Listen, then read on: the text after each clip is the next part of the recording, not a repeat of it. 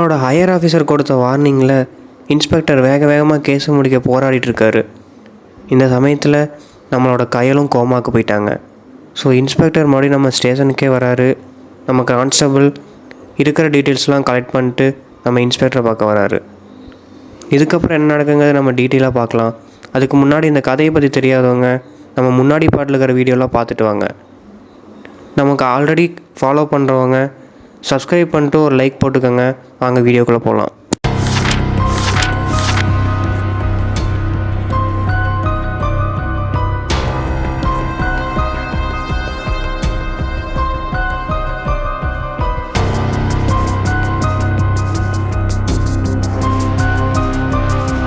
வாயா கான்ஸ்டபிள், என்ன ஆச்சு? என்ன விசாரிச்ச நீ?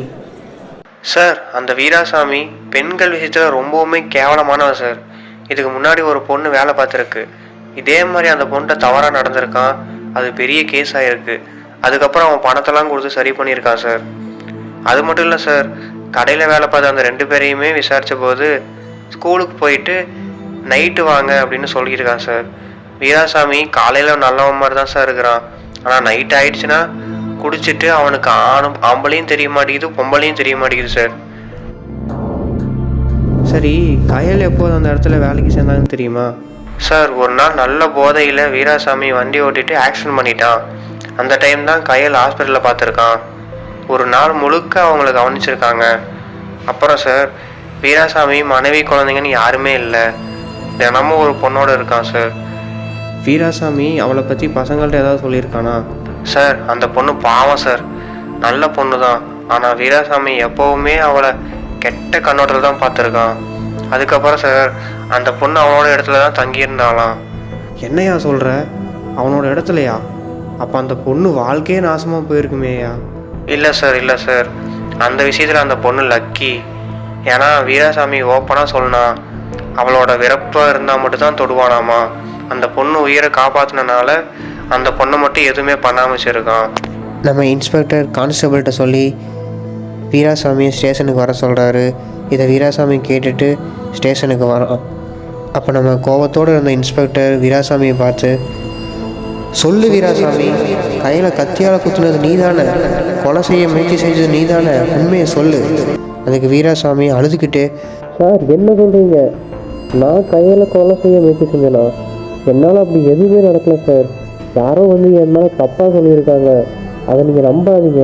உடனே இன்ஸ்பெக்டர் இன்னும் கோபம் அதிகமாகி, கான்ஸ்டபிள் நான் லாக்கப்புள்ளே போட்டு விசாரிங்க. உண்மையை சொன்னானா தப்பிச்சான், இல்லைனா சாகிற வரைக்கும் அவனை லத்தியால் அடிங்க. கான்ஸ்டபிள் வீராசாமியை வேக வேகமாக உள்ளே தள்ளி இன்ஸ்பெக்டர்கிட்ட லத்தியை கொடுக்குறாரு. இன்ஸ்பெக்டர் லத்தியோடு உள்ளே செஞ்சு போட்டு அடிக்க ஸ்டார்ட் பண்ணுறாரு. வீராசாமியை அப்படியே அழுதுகிட்டே நடுங்குறான். ஐயோ சார், விடுங்க சார், விடுங்க சார், என்னால் வலி தாங்க முடியல சார், நான் உண்மையை சொல்லிடுறேன் சார், விடுங்க சார் அப்படின்னு சொல்கிறான். உடனே இன்ஸ்பெக்டர் அடிக்கிறத நிறுத்துறாரு. சொல்லு, கையிலுக்கு என்ன பண்ண? எதுக்காக அவளை குத்தின? உண்மையை மறைக்காமல் ஃபுல்லாக சொல்லு. வீராசாமி அழுது கொண்டே மூச்சு வாங்குது அவனுக்கு. சார், அந்த பொண்ணு பணம் கேட்டு என்கிட்ட வந்துச்சு சார். நான் அவகிட்ட பொய்யா கேஸ் கொடுத்துருக்கேன், 50,000 எடுத்துகிட்டு போயிட்டேன்னு. ஆனால் அது உண்மை இல்லை. அன்றைக்கி நைட்டு ஒரு 11 மணி இருக்கும். அந்த பொண்ணு என்கிட்ட வந்து ஒரு 50,000 வேணும்னு கேட்டுச்சு. சரி, நீ நைட்டு இன்னும் ஒரு 1 hour கழிச்சு வா, நான் தரேன்னு சொன்னேன். அந்த பொண்ணும் அதே மாதிரி வந்துச்சு. பணம் கேட்டு வந்தபோது சரி இதுதான் நமக்கான சரியான நேரம்னு அவளை நெருங்க முயற்சி செஞ்சேன். ஆனால் அவள் என்னை தள்ளி விட்டுட்டு, சீ நீ இப்படிப்பட்டவனா, இனிமேல் என்னை நெருங்கின போலீஸில் கம்ப்ளைண்ட் பண்ணிடுவேன்னு சொல்லிட்டு ஓடி போயிட்டா சார். அதுக்கப்புறம் அந்த பொண்ணை நான் பார்க்கவே இல்லை சார். ஆனால் அவங்க போலீஸ்கிட்ட கம்ப்ளைண்ட் பண்ணிடுவாங்கன்னு நான் பயந்துட்டேன். அதனால தான் பணத்தை திருடிட்டு போயிடுச்சுன்னு பொய்யா கம்ப்ளைண்ட் கொடுத்துட்டேன் சார். மற்றபடி நான் அவளை குத்தவே இல்லை சார், நான் குத்தவே இல்லை சார், நான் கையில் குத்தலை சார் அப்படின்னு நம்ம வீராசாமி புலம்ப ஆரம்பிச்சிட்டாரு. இதை கேட்டோடனே நம்ம இன்ஸ்பெக்டர் கண்ணில் ஒரு கோபம், பயங்கரமான ஒரு கோபம். இதை நம்ம கான்ஸ்டபிள் அமைதியாக பதிவு பண்ணிகிட்டே வராரு. அந்த அறையில் பார்த்தாட்டும் ரொம்ப அதிகமாக நிலவுது. என்ன தான் ஆச்சு? கையில் வீராசாமி குத்தலைன்னா அப்போ வேறு யார் குத்துனா? வீராசாமிக்கு இதுக்கு தொடர்பு இருக்கா, இல்லை இவன் பொய் சொல்கிறானா? இதையெல்லாம் நம்ம அடுத்த பாட்டில் தான் பார்க்க முடியும்.